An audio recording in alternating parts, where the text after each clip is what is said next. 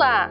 Abordaremos agora a unidade 1 da nossa disciplina, História da Educação, Objeto, Método e Fontes.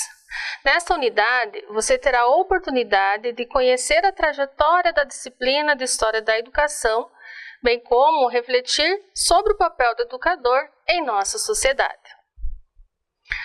Vamos iniciar esta unidade com a seguinte pergunta. Para que serve a disciplina História da Educação nos cursos de formação de professores? Para respondermos esse questionamento, se faz necessário compreender a evolução histórica da disciplina de História da Educação.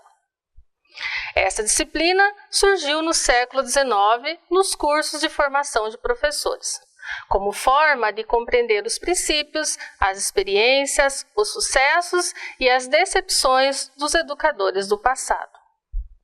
É um instrumento de suma importância, por meio do qual os professores adquirem um conhecimento sobre o passado coletivo da profissão, bem como assumem uma posição crítica perante a realidade, conscientes de que a percepção do presente se enraiza no passado e se projeta no futuro.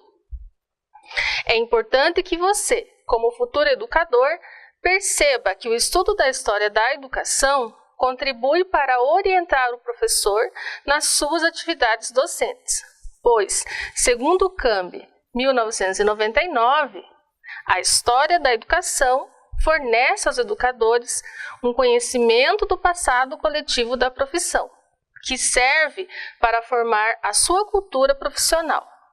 Possuir um conhecimento histórico não implica ter uma ação mais eficaz, mas estimula uma atitude crítica e reflexiva. A história da educação amplia a memória e a experiência, o leque de escolhas de possibilidades pedagógicas, o que permite um alargamento do repertório dos educadores e lhes fornece uma visão da extrema diversidade das instituições escolares no passado.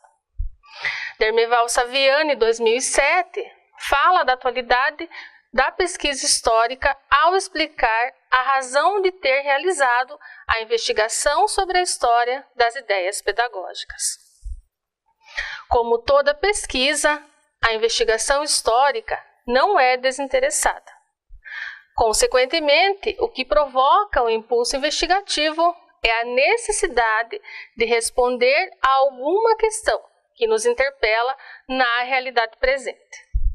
Trata-se da própria consciência da historicidade humana, isto é, a percepção de que o presente se enraiza no passado e se projeta no futuro.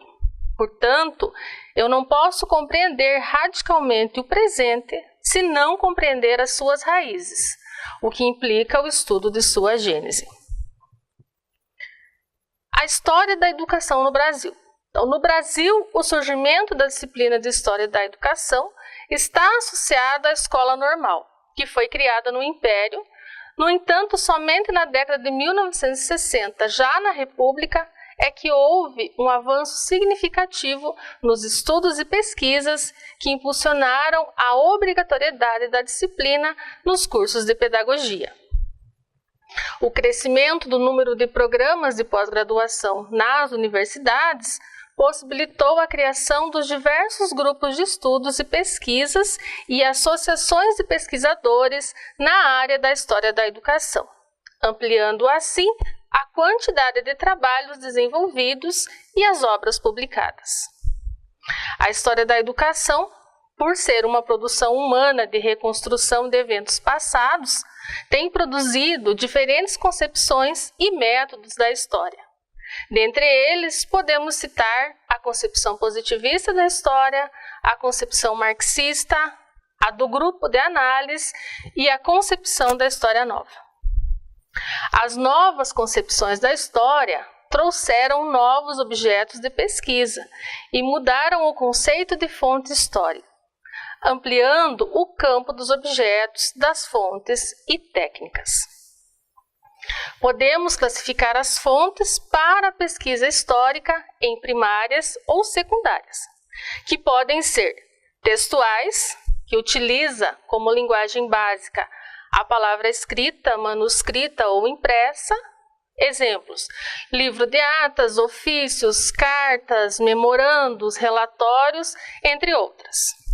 Iconográficas, que utiliza como linguagem básica a imagem. Por exemplo, fotografias, negativos em vidro, mapas, plantas, entre outras.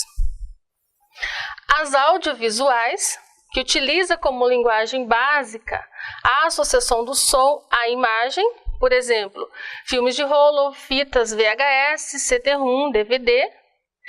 As fonográficas, que utiliza como linguagem básica o som, exemplo, discos, fita cassete, CD-ROM.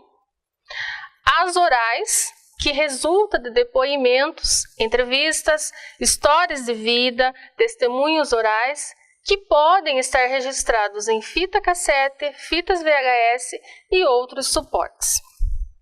Documentais e ou objetos museológicos são objetos bidimensionais e tridimensionais em diferentes suportes, tais como madeira, tecido, couro, metal, mineral, vidro, plástico, acrílico, entre outros, produzidos por atividade humana ou proveniente da natureza.